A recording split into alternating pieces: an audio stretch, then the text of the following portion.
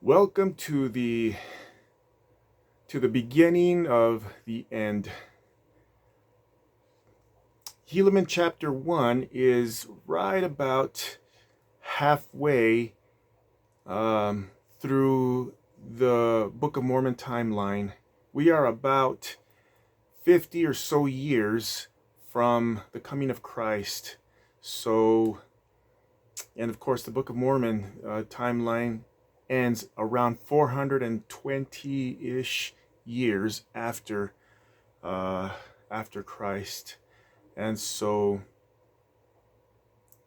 we find ourselves with a lot. I mean, Helaman chapter 1 is really complicated. It's complex. There's a lot going on. Pehorin, who was the chief judge, he passed away, and three of his many sons were nominated to take over the judgment seat, and all three of them ended up dead. The first son, he was murdered on his judgment seat by Kishkumen, and well, the second son, what was his name? Pakumeni. Hope I get his spelling right. We don't know really how they're pronounced, but Pakumeni, he ended up. No, actually, the second son, Payankai, he ended up being executed for treason, for wanting to overthrow the system. And then Pakumeni, who ended up being voted into office, ended up being killed by Coriantumr, who was the leader, excuse me, of the Lamanite armies. And Coriantumr was a big man. He was a descendant of Zarahemla and a Nephite dissenter. So here we have another Nephite dissenter who was head of the Lamanite army. And the king of the Lamanites was Tubaloth, who was Ammoron's son. And Ammoron was Amalekai's brother. So we see how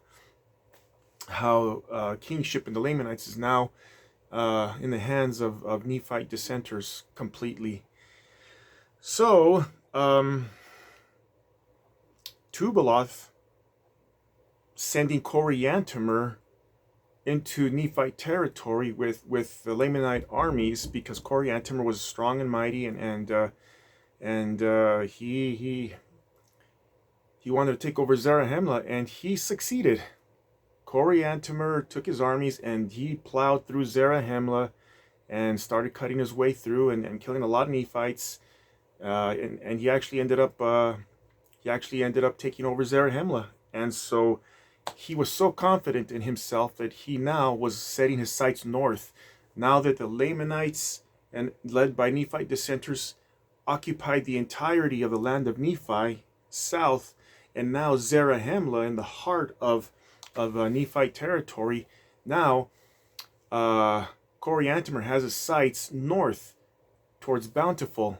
And so, being very self-confident, he starts massacring his way through the heart of Nephite territory, through Zarahemla.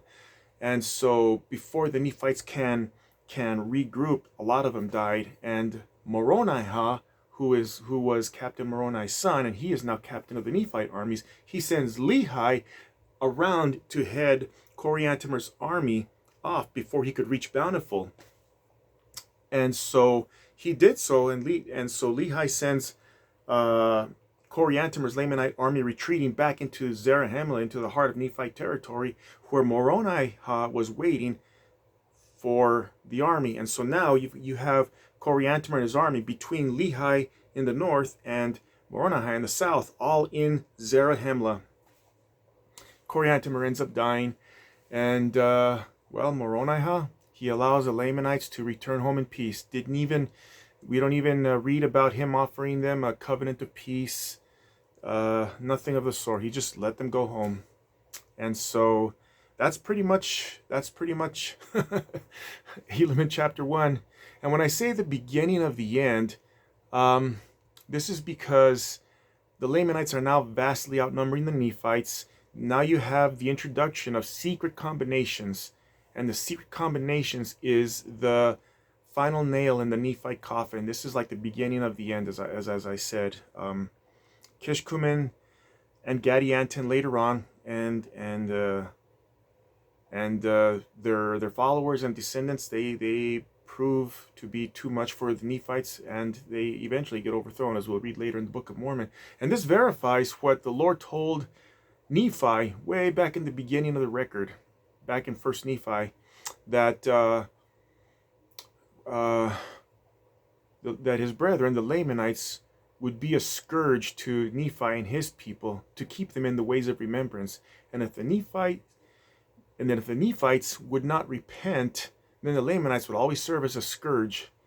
And here we see, every time the Nephites prosper, they don't repent, they dissent, they become so divided that you have this massive Lamanite civilization ready to pounce and take over.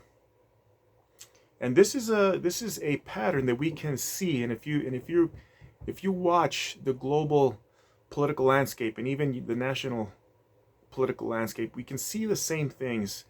People are so divided, and it's easy for those who want to usurp power and are usurping power to divide them even further. So for the few people today in the real world, in my case here in the U.S. and especially here in Utah, for those of us who love liberty, where people are so divided because they're either misinformed or disinformed, and there's a difference.